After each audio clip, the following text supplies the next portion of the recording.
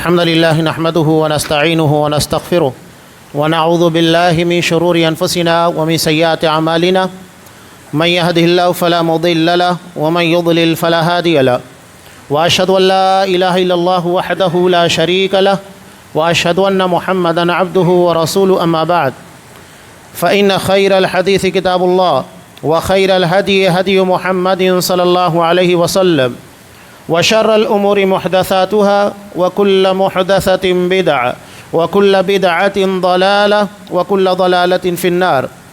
أعوذ بالله السميع العليم من الشيطان الرجيم. بسم الله الرحمن الرحيم.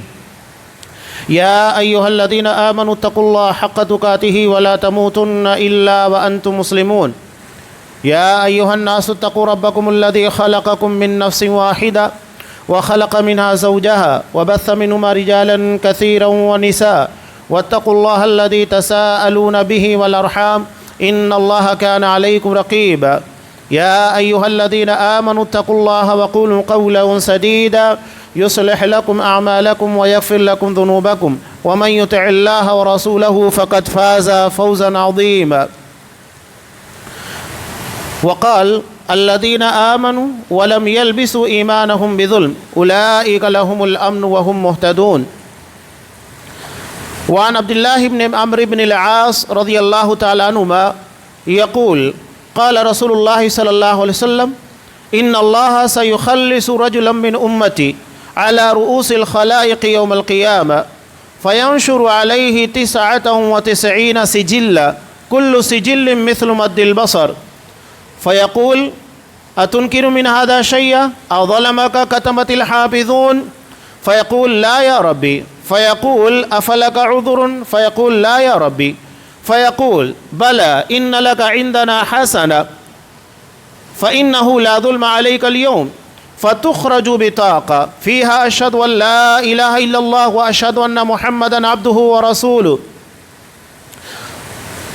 فيقول احضر وزنك فيقول يا ربي ما هذه البطاقة مع هذه السجلات فقال إنك لا تظلم فتوضع السجلات في كفة والبطاقة في كفة فطاشت السجلات وثقلت البطاقة فلا يثقل مع اسم الله شيء.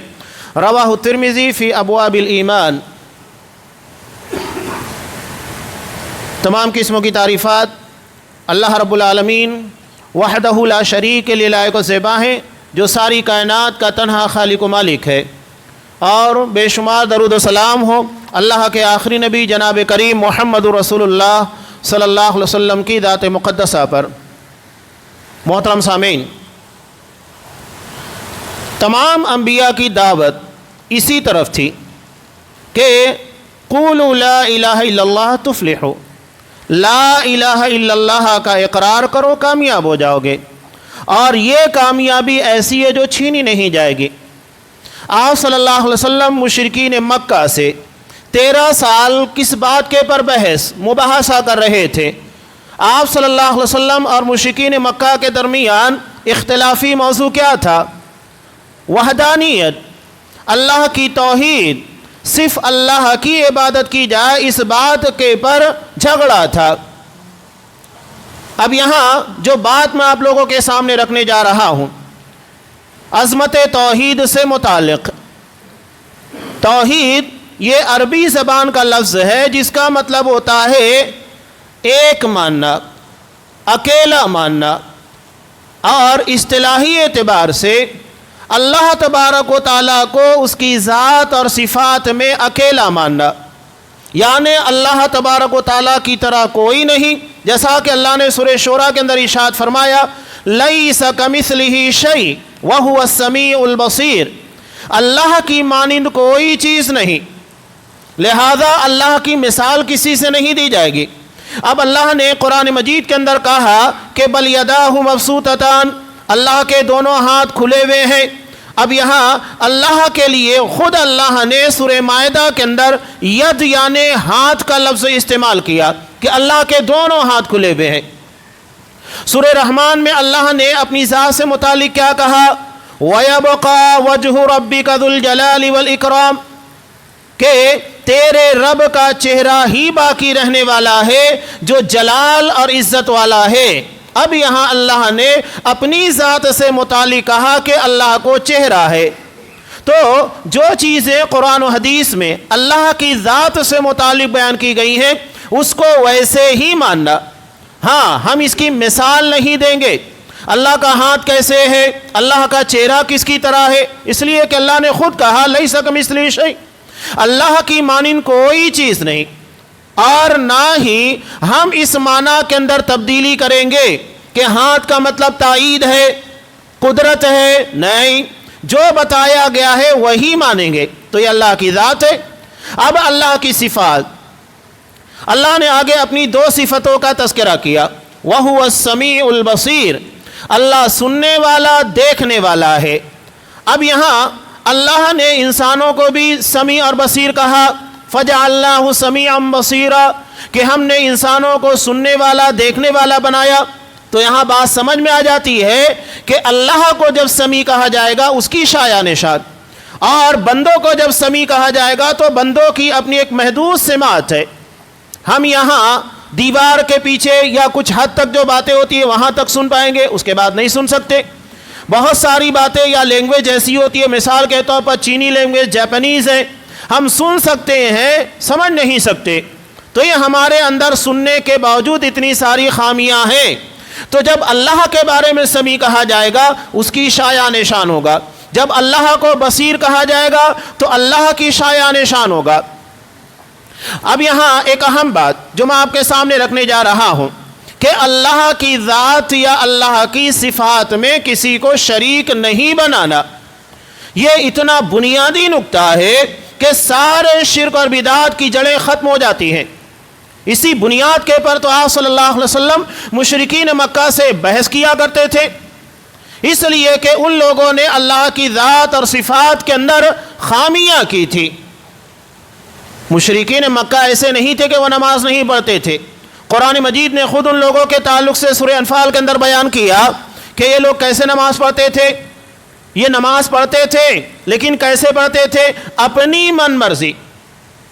قرآن کیا کہتا ہے کہ وَمَا كَانَ صَلَاتُهُمْ عِنْدَ الْبَيْتِ إِلَّا مُكَاءً وَتَصْدِيًّا، کہ ان لوگوں کی نماز کعبۃ اللہ کے پاس سیٹیاں بجانا اور تالیاں بجانا تھی۔ اس طریقے سے وہ عبادت کرتے تھے، اسے نماز کہتے تھے۔ وہ حج بھی ادا کرتے تھے، عمرہ بھی ادا کیا کرتے تھے، اس کے بعد بھی قرآن مجید نے اسے کہا قُلْ يَا أَيُّهَا الْكَافِرُونَ، کہو اے کافروں۔ یعنی نماز پڑھنے کے بعد بھی ان کو کافر کہا گیا، روزہ رکھنے کے باوجود، نذر و نیاز، حج عمرہ، ساری عبادتوں کے باوجود ان لوگوں کو کہا جا رہا ہے اے کافروں۔ اس کا مطلب وہ انکار کر رہے ہیں۔ انکار کس بات کا؟ اللہ کی ذات اور صفات میں اللہ کو اکیلا یکتا ماننے کا انکار تھا۔ مشرکین، اب یہاں توحید کے بارے میں بنیادی طور پر بتاتا چلوں۔ توحید کی 3 قسمیں ہیں جو علماء عقیدہ بیان کرتے ہیں۔ پہلی ہے توحید الوہیت، یعنی عبادت میں اللہ کو اکیلا ماننا۔ جتنی عبادتیں ہیں وہ صرف اللہ کے لیے کی جائے گی۔ یہی تو ہم کلمے کے اندر اقرار کرتے ہیں، لا الہ، کہ اللہ کے سوا کوئی معبود نہیں، الا اللہ، صرف اللہ ہی معبود ہے۔ یہ کلمے کا مطلب ہے۔ جو زبان سے ہم کلمہ پڑھ رہے ہیں، غور کیجئے کہ ہم کہہ کیا رہے ہیں۔ ہم کہہ رہے ہیں کہ اللہ تیرے علاوہ کوئی عبادت کے لائق نہیں۔ اب عبادت کیا کیا ہے؟ سجدہ ہے، رکوع ہے، قربانی ہے، نذر و نیاز ہے، جو بھی عبادت کے زمرے کے اندر آتی ہیں۔ اب اگر ایک مسلمان یہ کہتا ہے کہ لا الہ الا اللہ، اللہ کے علاوہ کوئی معبود نہیں، اور اس کے بعد وہ عبادت یعنی سجدہ غیر اللہ کے سامنے کر رہا ہے، ہم دیکھتے ہیں کہ بہت سارے مسلمان قبروں پہ سامنے جا کر سجدہ کر رہے ہیں، اور کتنے مسلمان نعوذ باللہ قبروں کے پر جا کر جانوروں کو ذبح کرتے ہیں۔ قربانی عبادت ہے۔ اب اگر کوئی مسلمان قبروں کے پر جا کر جانور کو ذبح کرتا ہے تو بتائیے وہ کلمے کے خلاف جاتا ہے کہ نہیں؟ ایک طرف وہ اقرار کر رہا ہے کہ اللہ تیرے سوا عبادت کے لائق کوئی نہیں، اور دوسری طرف اپنے عمل کے ذریعے وہ ثابت کر رہا ہے کہ نعوذ باللہ تیرے علاوہ بھی عبادت کے لائق ہیں، میں اس کے سامنے سجدہ کروں گا، میں اس کے سامنے قربانی کروں گا، جانوروں کو ذبح کروں گا۔ ایک بات یاد رکھیے گا، قرآن مجید نے صاف کہا سورہ یوسف کے اندر، وَمَا يُؤْمِنُ أَكْثَرُهُمْ بِاللَّهِ إِلَّا وَهُمْ مُشْرِكُونَ، بہت سارے لوگ ایمان لانے کے بعد بھی مشرک ہی رہتے ہیں، یعنی کلمہ پڑھنے کے بعد بھی شرک سے اپنے آپ کو نہیں بچاتے۔ یہ بہت اہم چیز ہے جو قرآن مجید بیان کر رہا ہے۔ توحید الوہیت کے پر ہی مشرکین مکہ سے آپ صلی اللہ علیہ وسلم کا اختلاف تھا، حالانکہ وہ توحید ربوبیت کا مطلب کیا ہے کہ اللہ کائنات کو پیدا کرنے میں، کائنات کو چلانے میں، زندگی موت، یہ ساری چیزیں جو ربوبیت کا، تربیت کا حصہ ہے، اس میں اکیلا ہے۔ تو مشرکین مکہ اس بات کا اقرار کرتے تھے کہ اللہ رب ہونے میں اکیلا ہے۔ تو اللہ نے اسی چیز کے بارے میں کہا کہ جب وہ ربوبیت میں، پیدا کرنے میں، زندگی دینے میں، موت دینے میں، رزق دینے میں اور تمام تر فیصلوں کے اندر اکیلا ہے، تو عبادت میں کیوں اکیلا نہیں ہے؟ جب وہ اکیلا رب ہے، پیدا کرنے والا، ساری زندگی کے امور کو چلانے والا، تو عبادت میں اکیلا کیوں نہیں ہے؟ یہ مشرکین مکہ سے سوال تھا۔ آج بھی آپ دیکھیے کہ مسلمانوں کے درمیان یہی مسئلہ ہے، یہ اللہ کو مانتے ہیں کہ اللہ ہی کائنات کا پیدا کرنے والا، سورج کو پیدا کرنے والا، زندگی دینے والا، موت دینے والا، لیکن دوسری طرف جب ان کے معاملات کو دیکھا جائے عبادات میں، تو اللہ کو چھوڑ کر غیر اللہ کی عبادت کرتے ہوئے نظر آئیں گے۔ اگر دنیا میں، اب یہاں ایک بات میں ضمناً بیان کرتا چلوں، حضرت موسیٰ علیہ السلام کے واقعے کے تناظر میں مقابلہ ہوا، سارے جادوگر آئے، اللہ نے سارے جادوگروں کو شکست دے دی۔ حضرت موسیٰ علیہ السلام نے جو عصا ان لوگوں کے سامنے رکھا تو سارے کے سارے جادوگروں کی جادوگری کے پر پانی پھیر دیا، سب کو نگل گیا۔ تو جادوگروں نے کیا کہا؟ حالانکہ یہ معجزہ حضرت موسیٰ علیہ السلام کے ذریعے پیش ہوا، لیکن وہ کیا کہنے لگے؟ آمنا برب العالمین رب موسیٰ و ہارون، ہم رب العالمین کے پر ایمان لائے جو کہ موسیٰ اور ہارون علیہ السلام کا رب ہے۔ وہ حضرت موسیٰ علیہ السلام کو نہیں کہہ رہے، وہ یہ مان رہے ہیں کہ اس معجزے کو ظاہر کرنے اور دکھانے کی طاقت حضرت موسیٰ علیہ السلام میں نہیں، اللہ میں ہے، اس لیے وہ اللہ پر ایمان لے کر آئے۔ یہی تو توحید ہے کہ ہر چیز کا خالق و مالک صرف اللہ تبارک و تعالی ہے، اسی کو توحید کہا جاتا ہے، توحید ربوبیت، اور ایک ہے توحید اسماء و صفات۔ اللہ کے جو پیارے پیارے نام ہیں، جیسا کہ سورہ اعراف کے اندر اللہ نے ارشاد فرمایا وَلِلَّهِ الْأَسْمَاءُ الْحُسْنَى فَادْعُوهُ بِهَا، اللہ کے پیارے پیارے بہترین نام ہیں، ان ناموں کے ذریعے تم اللہ کو پکارو، یعنی ان ناموں کے واسطے اور وسیلے سے اللہ سے دعا کرو۔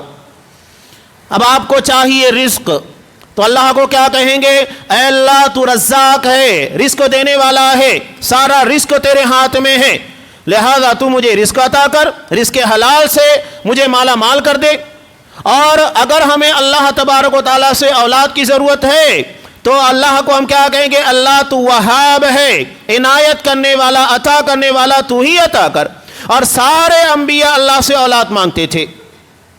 حضرت ابراہیم علیہ السلام جیسے خلیل اللہ کے انتہائی مقرب اور برگزیدہ پیغمبر، اللہ نے جنہیں خلیل بنایا، جب انہیں اولاد کی ضرورت پیش آئی کس سے مانگا؟ اللہ سے مانگا، اللہ سے دعا کی ربی حب لی من الصالحین، میرے پروردگار مجھے نیک اولاد عنایت فرما۔ اس کا مطلب کیا ہے؟ انبیاء بھی اللہ کے محتاج ہیں۔ اتنی بڑی پوسٹ کے پر، جہاں انسانوں کے لیے اس سے بڑی پوسٹ اور منصب ہے ہی نہیں، اس مقام کے پر پہنچنے کے بعد بھی وہ اللہ ہی سے دعا مانگتے ہیں کہ اللہ تو ہمیں اولاد دے۔ یہی ہے وحدانیت جو قرآن مجید بیان کرتا ہے۔ سورہ انبیاء آپ جب پڑھیں گے تو حیران رہ جائیں گے، حضرت یحییٰ، حضرت زکریا علیہ السلام، انہیں اولاد کی ضرورت تھی، بڑھاپے کی عمر میں پہنچ چکے تھے، بیوی بانجھ ہو چکی تھی، اور اس عمر کے اندر پہنچ چکے تھے کہ جہاں اولاد ہوتی ہی نہیں ہے۔ اللہ نے ایسی عمروں کے اندر انہیں اولاد عنایت کی، انہوں نے اللہ سے دعا مانگی۔ حضرت یونس علیہ السلام مچھلی کے پیٹ میں ہیں، کس سے دعا مانگی؟ اللہ سے دعا مانگی، لا الہ الا انت سبحانک انی کنت من الظالمین، کہ پروردگار تیرے علاوہ کوئی معبود نہیں، تو بے عیب ہے، پاک ہے، میں ظالموں میں سے تھا۔ کیا ہے ان ساری چیزوں کا مطلب؟ حضرت ایوب علیہ السلام بیماری سے شفایابی کے لیے دعا اللہ سے مانگ رہے ہیں، یہ بتا رہے ہیں واقعات کے انبیاء بھی اللہ کے محتاج ہیں۔ جب انبیاء بھی اللہ کے محتاج ہیں تو دنیا میں کون بچتا ہے؟ جب یہ اللہ سے مانگ رہے ہیں تو ہم اللہ سے کیوں نہ مانگے؟ تو اللہ کے اسماء صفات کے پر ایمان رکھنا کہ اللہ کے جو بھی پیارے پیارے نام قرآن و حدیث کے اندر بیان کیے گئے ہیں ان کے واسطے اور وسیلے سے اللہ سے اپنے گناہوں کو بخشوانا ہے، تو اللہ کو کہے کہ اللہ تو غفار ہے، غفور ہے، بڑا بخشنے والا، بہت رحم کرنے والا، لہذا میرے گناہوں کو بخش دے۔ اللہ کے سامنے جب توبہ کرنا ہے تو اللہ کو کہو کہ اللہ تو تواب ہے، توبہ کو قبول کرنے والا، لہذا میری توبہ کو قبول فرما۔ یہ ہے اللہ کے اسماء و صفات، اللہ نے جن کے بارے میں حکم دیا کہ ان ناموں کے ذریعے اللہ کو پکارا جائے، اور انبیاء بھی اللہ تبارک و تعالیٰ سے ہی اپنی زندگی کی تمام حاجتیں، تمام مشکلات، تمام پریشانیوں کے لیے دعا کرتے تھے۔ اس کا مطلب یہ ہے کہ تمام تر اختیارات اللہ کے ہاتھ میں ہیں۔ ایک مرتبہ ایک صحابی نے اللہ کے رسول صلی اللہ علیہ وسلم کو کیا کہا؟ ما شاء اللہ وانت، کہ جو اللہ چاہے اور آپ چاہیں۔ آپ صلی اللہ علیہ وسلم شدید غصہ ہو گئے اور کہا کہ اتجعلنی للہ ندا، کہ کیا تم نے مجھے اللہ کا ہمسر، اللہ کا برابر بنا دیا کہ اللہ کی چاہت اور میری چاہت دونوں برابر ہو جائے؟ قل ما شاء اللہ وحدہ، بلکہ یہ کہو جو اکیلا اللہ چاہے، ہر چیز اکیلے اللہ تبارک و تعالیٰ کے پر منحصر ہے، اس کی منشا، اس کی چاہت کے پر ہے۔ یہ وحدانیت ہے، اس بات کو سمجھنا بہت ضروری ہے، اور اسی چیز کو میں آپ کے سامنے انتہائی اختصار کے ساتھ پیش کرنے کی کوشش کر رہا ہوں۔ تو یہ توحید کی تین قسمیں بھی، ایک ہے توحید الوہیت، یعنی عبادت میں اللہ کو اکیلا ماننا، جتنی بھی عبادتیں ہیں وہ صرف اللہ کے لیے کی جائیں، اللہ کے علاوہ کسی غیر اللہ کے لیے نہیں۔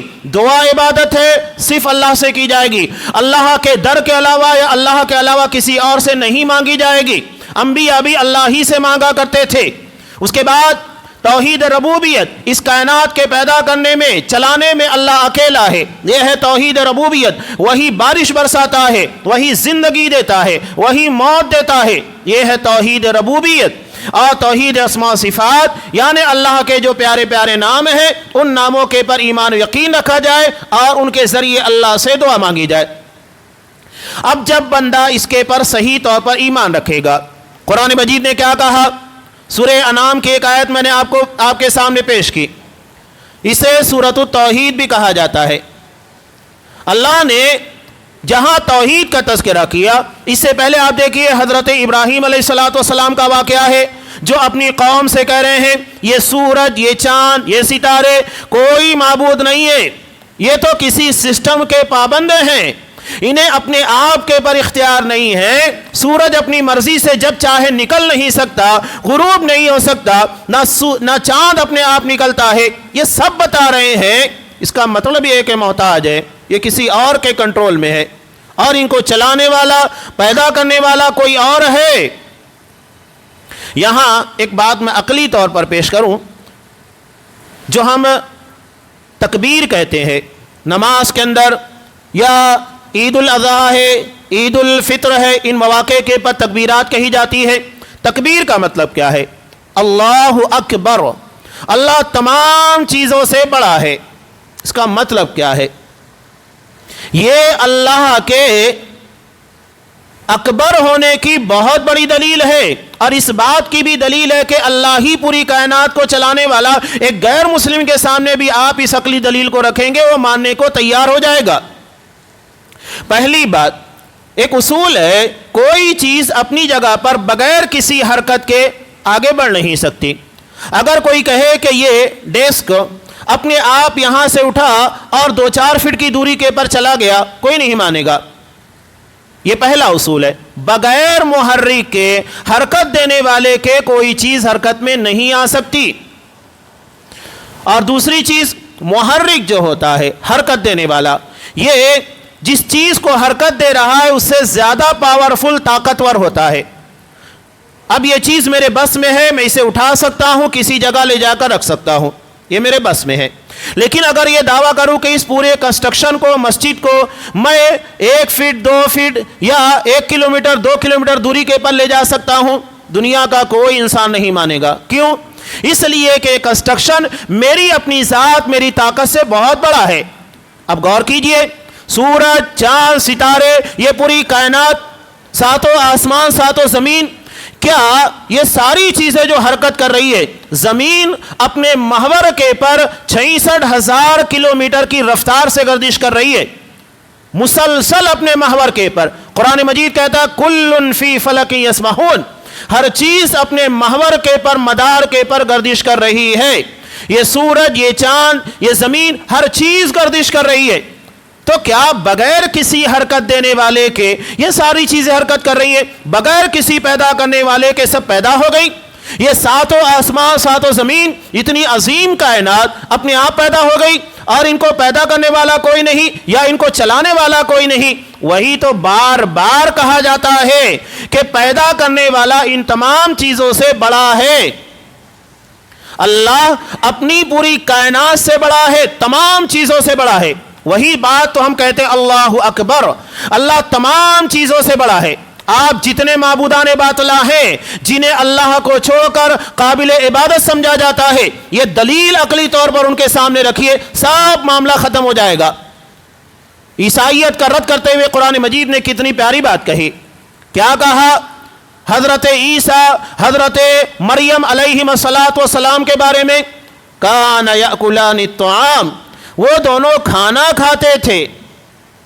یہ اللہ نے اس بات کی دلیل کے پر پیش کیا کہ یہ معبود نہیں ہے، وہ محتاج ہے، اور جو معبود ہے وہ محتاج نہیں ہو سکتا.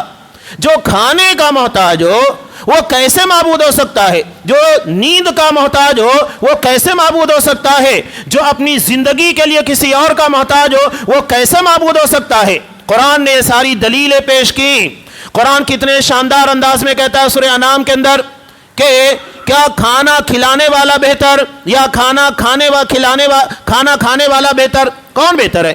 جو کھلائے یا جو کھائے؟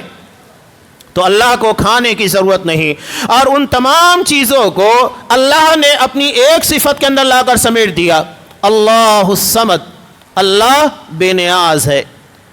اللہ آسمان و زمین کو پیدا کیا، ہمیں پیدا کیا. اللہ کو ہماری عبادت کی ضرورت نہیں ہے. اگر ہم کریں گے ہمیں فائدہ ہوگا، نہیں کریں گے ہمارا نقصان ہوگا.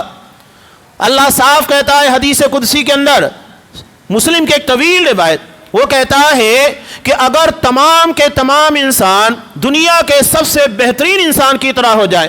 دنیا کے سب سے بہترین انسان کون؟ محمد الرسول اللہ صلی اللہ علیہ وسلم. تو کہا میری کائنات میں ایک ذرے کا اضافہ نہیں کر سکتے، اور اگر یہ سارے کے سارے دنیا کے سب سے بدترین انسان کی طرح ہو جائے، ابو جہل کی طرح ہو جائے، فرعون کی طرح ہو جائے، تو میری کائنات میں ایک ذرے کی کمی نہیں کر سکتے. یہ اللہ تبارک و تعالیٰ کی صمدیت ہے، بے نیاز ہے اللہ تبارک و تعالیٰ. اس نے انسانوں کو پیدا کیا تو اپنی عبادت کے لیے، لیکن اللہ عبادت کا محتاج نہیں ہے، وہ صمد ہے، بے نیاز ہے. اللہ نے آسمان و زمین کو پیدا کیا، عرشوں کو پیدا کیا، محتاج نہیں ہے، کسی چیز کا اللہ محتاج نہیں ہے. اللہ بے عیب ہے. بے عیب کا مطلب یہ ہے کہ اللہ کے لیے کوئی ایسی بات سوچی ہی نہیں جا سکتی ہے کہ اللہ کی ذات یا اس کی صفات میں کسی قسم کا عیب پیدا کرے. تو یہ ہے اللہ تبارک و تعالیٰ کی وحدانیت. اللہ اکیلا ہے عبادت میں، اپنی ذات میں، اپنی صفات میں، لہذا عبادت صرف اسی کی جائے گی. اور بندہ جب اللہ کی ان تمام چیزوں کو مان لیتا ہے تو اس کا فائدہ کیا ہے؟ فائدہ دنیا اور آخرت تمام جگہ. اللہ نے ارشاد فرمایا الذین آمنوا، جو ایمان لائے، یعنی اللہ تبارک و تعالیٰ کو اس کی عبادت، ذات و صفات، ہر چیز میں اکیلا مانا، تو کیا ہوگا؟ وَلَمْ يَلْبِسُوا إِيمَانَهُمْ بِظُلْمٍ، اور انہوں نے اپنے ایمان میں ظلم کی ملاوٹ نہیں کی. اللہ کو ایمان پیور چاہیے، ملاوٹی نہیں.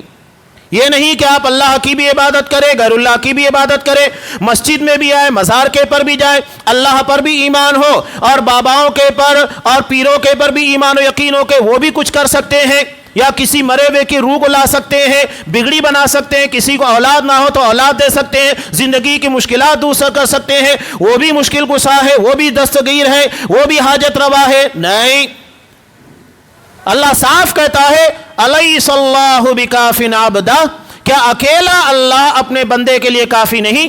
اتنا بڑا سوال ہے، اتنا معنی خیز سوال ہے کہ اس ایک سوال کی بنیاد کے پر سارے جواب مل جاتے ہیں۔ کیا اکیلا اللہ اپنے بندے کو اگر ضرورت ہے، اولاد نہیں ہو رہی ہے، پریشانیوں میں گرا ہوا ہے، مدد نہیں کر سکتا؟ جو اللہ حضرت ابراہیم علیہ السلام کو آگ میں زندہ رکھ سکتا ہے، حضرت یونس علیہ السلام کو مچھلی کے پیٹ میں زندہ رکھ سکتا ہے، محمد رسول اللہ صلی اللہ علیہ وسلم کو دشمنوں کے نرگے سے نکال سکتا ہے، کیا وہ اکیلا اللہ اپنے بندوں کے لیے کافی نہیں؟ کافی ہے۔ بات اتنی کھلی اور اتنی ڈوٹوک ہے توحید کی کہ اس میں کوئی شبہ نہیں ہے، لہذا ہمیں اس بات کے اندر کسی قسم کا اختلاف نہیں رکھنا چاہیے، شبہ نہیں رکھنا چاہیے۔ اس کا فائدہ دنیا اور آخرت دونوں میں ہے۔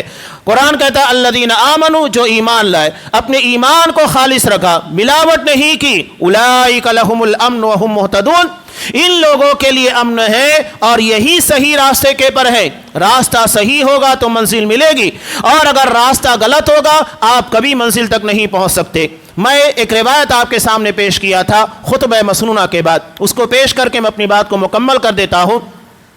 موضوع تو بہت طویل ہے، اس لیے کہ پورا قرآن توحید کے پر ہے۔ علامہ ابن قیم رحمۃ اللہ علیہ کہتے ہیں کہ پورا قرآن توحید ہے۔ اگر قرآن یہ کہتا ہے کہ اہل جنت کو اللہ نعمتوں سے نوازے گا، یہ توحید کا انعام ہے، اور اگر مشرکوں کو جہنم میں ڈالے گا، یہ توحید کے انکار کرنے کی سزا ہے۔ ہر چیز توحید سے منسلک، اللہ تبارک و تعالیٰ کی وحدانیت سے منسلک ہے۔ بہت پیاری حدیث ہے، نبی کریم صلی اللہ علیہ وسلم ارشاد فرماتے، ترمذی کی صحیح روایت، کہ قیامت کے دن اللہ تبارک و تعالیٰ ایک بندے کو منتخب کرے گا سارے لوگوں کے سامنے قیامت کے دن، اور لانے کے بعد فینشر علیہ 69 سجلا، اس کے 99 رجسٹر اس کے سامنے کھول کر رکھ دیے جائیں گے۔ کل سجل مثل مد البصر، ہر رجسٹر کا عالم یہ ہوگا جہاں تک نظر جا سکتی ہے وہاں تک پھیلا ہوا ہوگا، ایک رجسٹر کا عالم یہ ہوگا، اور اس کے 99 رجسٹر ہوں گے، زندگی کا پورا ریکارڈ ہوگا۔ اس کے بعد اللہ اس سے سوال کرے گا کہ اتنکر من ھذا شیئا، یہ جو ساری باتیں اس کے اندر لکھی ہے اس میں سے کسی کا انکار کرتا ہے؟ اظلمک کتبت الحافظون، یا تو کرامن کاتبین نے لکھنے میں کوئی ظلم کیا؟ وہ کہے گا نہیں اللہ صاحب جو ہے بالکل صحیح ہے۔ اللہ کہے گا افلک عذر، کیا تیرے پاس کوئی عذر تھا جس کی وجہ سے تو نے گناہ یہ غلطی کی؟ وہ کہے گا اللہ نہیں، میں نے سب کچھ جان بوجھ کر کیا۔ تو اللہ کہے گا ٹھیک ہے، بلا ان لک عندنا حسنہ، ابھی تیری ایک نیکی ہمارے پاس باقی ہے۔ اس کے بعد اللہ ایک کارڈ نکالے گا، اس حدیث کو حدیث بطاقہ کہا جاتا ہے، بطاقہ کارڈ۔ اس کارڈ کے پر کیا لکھا ہوگا؟ اشہد ان لا الہ الا اللہ واشہد ان محمدا عبدہ ورسولہ، میں گواہی دیتا ہوں کہ اللہ کے سوا کوئی معبود نہیں، اور اس بات کی گواہی دیتا ہوں کہ محمد صلی اللہ علیہ وسلم اللہ کے بندے اور اس کے رسول ہیں۔ اس کے بعد اللہ کہے گا جا، وزن کیا جا رہا ہے، وہاں موجود ہو جا۔ وہ کہے گا اللہ یہ 99 رجسٹر جو تا حد نگاہ گناہوں سے اٹے پٹے ہیں، سارے گناہ اس میں درج ہیں، اس کے مقابلے میں یہ کارڈ کیا حیثیت رکھتا ہے؟ اللہ کہے گا دیکھ انک لا تظلم، آج تیرے پر کوئی ظلم نہیں ہوگا۔ اب اس کے 99 رجسٹروں کو ایک پلڑے میں رکھ دیا جائے گا، اور لا الہ الا اللہ جس کے پر لکھا ہوگا کلمہ شہادت ایک پلڑے میں رکھ دیا جائے گا۔ آپ صلی اللہ علیہ وسلم نے کہا فتاشت السجلات، یہ 99 کے 99 رجسٹر اوپر آ جائیں گے، ہلکے پڑ جائیں گے۔ وثقلت البطاقہ، وہ ایک اکیلا کارڈ جس میں اللہ کی وحدانیت اور محمد رسول اللہ صلی اللہ علیہ وسلم کی رسالت کی گواہی ہوگی، وہ بھاری پڑ جائے گا۔ کیا جملہ کہا آپ صلی اللہ علیہ وسلم نے اس حدیث کے اخیر میں، فلا یثقل مع اسم اللہ شیء، اس لیے کہ اللہ کے نام کے سامنے کوئی چیز کوئی وزن نہیں رکھتی ہے، اللہ کے نام سے بڑھ کر کوئی چیز نہیں۔ یہ ہے اللہ کی توحید کا انعام۔ ساری نعمتیں اللہ کی وحدانیت کی بنیاد کے پر۔